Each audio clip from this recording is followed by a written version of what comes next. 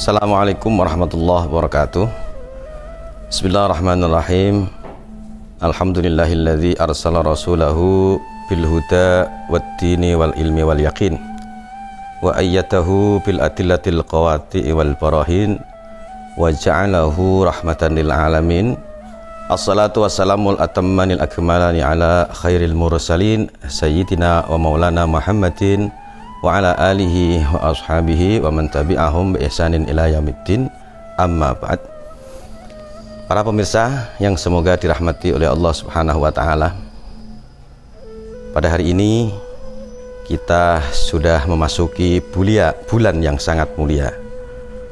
Bulan kelahiran baginda Nabi Muhammad sallallahu alaihi wasallam.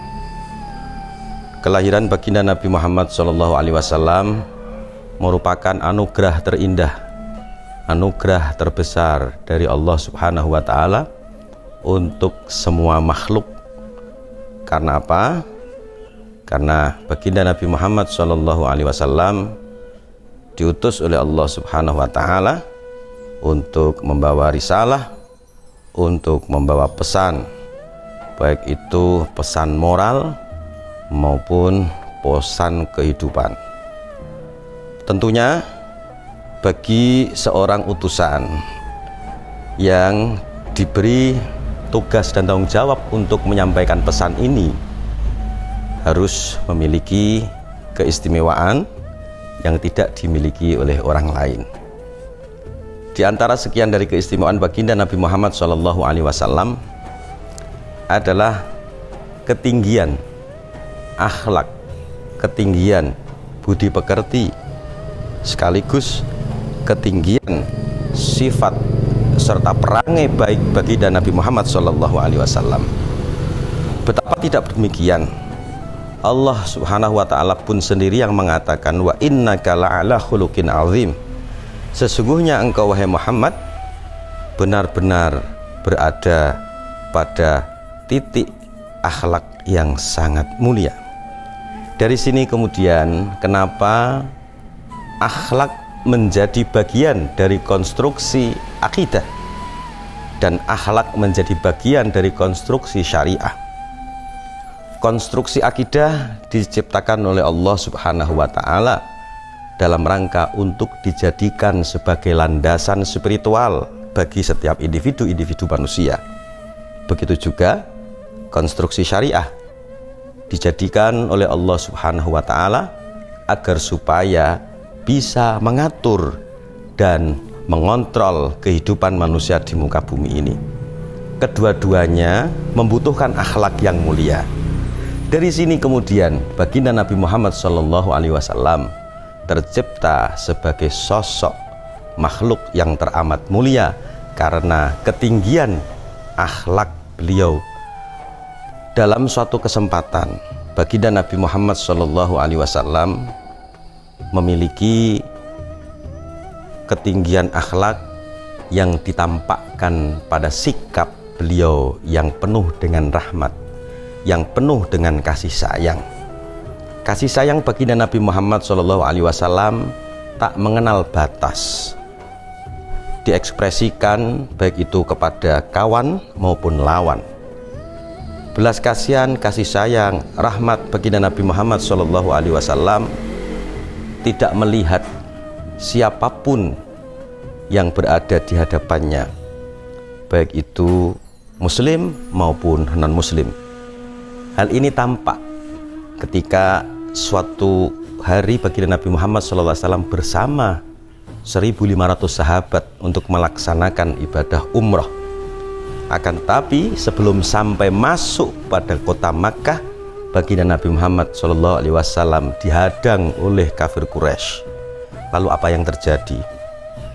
Justru baginda Nabi Muhammad SAW di sini tidak ingin terjadi adanya pertumpahan darah, sehingga muncullah peristiwa Suluh Hudaybiyah, perjanjian damai Hudaybiyah antara baginda Nabi Muhammad SAW beserta para sahabatnya dengan orang-orang kafir Quraisy pada saat itu.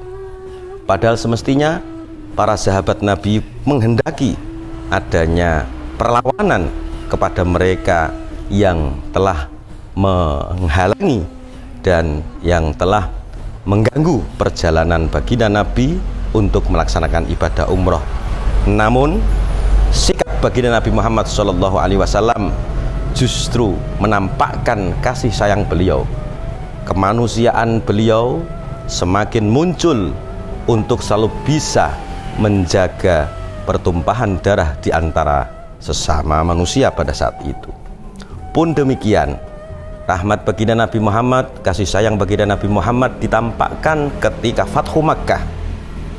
Ketika baginda Nabi Muhammad SAW melakukan haji wada pada saat itu, lalu kemudian Fathu Makkah pun terjadi. Orang-orang yang dulu pernah menyakiti baginda Nabi, baik itu secara psikis maupun secara fisik, mereka justru dilepas oleh baginda Nabi Muhammad SAW seraya bersabda, idhabu wa antumut tulaqa, pergilah kalian semua terbebas. Ini bisa kita fahami bahwa betapa rasa kasih sayang baginda Nabi Muhammad SAW begitu patut untuk kita jadikan sebagai suri tauladan, untuk kita jadikan sebagai salah satu hal yang bisa memotivasi kita untuk selalu berbuat yang sesuai dengan apa yang dicontohkan oleh baginda Nabi Muhammad SAW. Dari kesekian apa yang telah saya sampaikan tadi, kita bisa memahami betapa ketinggian akhlak baginda Nabi Muhammad SAW adalah demi untuk kesempurnaan agama Islam. Kesempurnaan agama Islam adalah demi untuk kesempurnaan iman dan Islam kita. Kesempurnaan iman dan Islam kita demi untuk meraih keikhlasan. Fal ikhlasu sabilul khalas, wassalamu wal islamu markabus salam, wal imanu khatamul aman. Ikhlas adalah jalan keselamatan, Islam adalah kendaraan perdamaian, iman adalah tanda-tanda keamanan dan kesejahteraan. Dari sini kemudian kita bisa menyimpulkan bahwasanya kemuliaan, kesempurnaan akhlak baginda Nabi Muhammad SAW adalah demi kesempurnaan agama Islam. Wabillahi taufiq wal hidayah. Al-afu minkum wa akhiru da'wana alhamdulillahi rabbil alamin. Assalamualaikum warahmatullahi wabarakatuh. Kalamku, kajian Islam Qudsiah. Jangan lupa ya, subscribe, like, dan komen.